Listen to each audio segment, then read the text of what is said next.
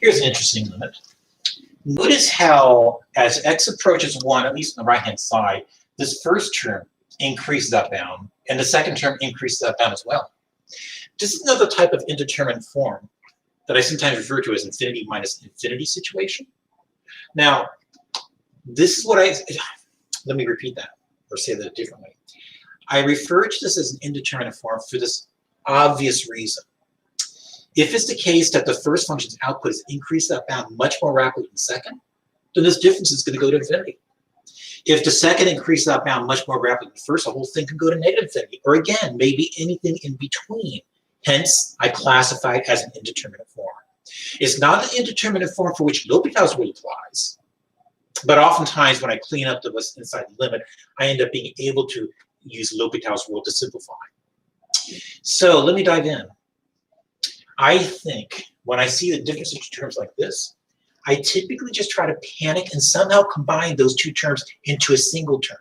And maybe I'll apply L'Hopital's rule to facilitate evading that limit. Now, in this example, I have a difference of two fractions, so I'm just going to combine them as fractions. Or maybe I had two logs and I can combine them by one of my properties of logarithms. Here, I'll just combine fractions.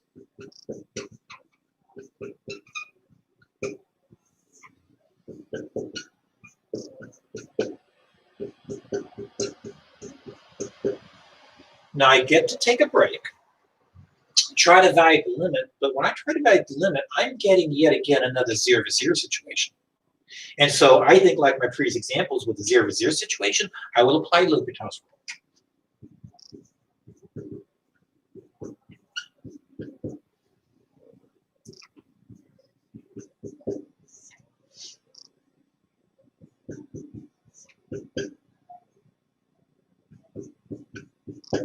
I will clean up.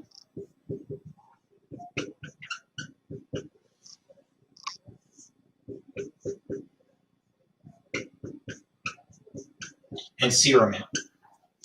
So when I try to evaluate this limit, oh, look at that. I still get a 0 to 0 situation. So I will yet again apply L'Hopital's rule. Actually, before I do, can we play a little chess?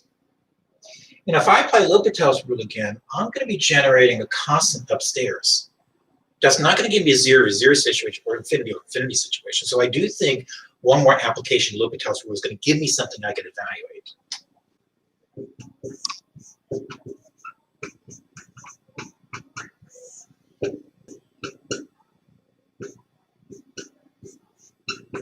Now, of course, I'm taking a peek at that limit. Can I take that back? Taking a peek at this expression within the limit. The numerator is a constant, but as x goes to 1 from the right-hand side, this third term downstairs is increasing without bound, or should I say, excuse me, I think I misspoke, is going to 0. My goodness. Which means in the end, all I'm really left with is this. So in the end, I will evaluate the limit.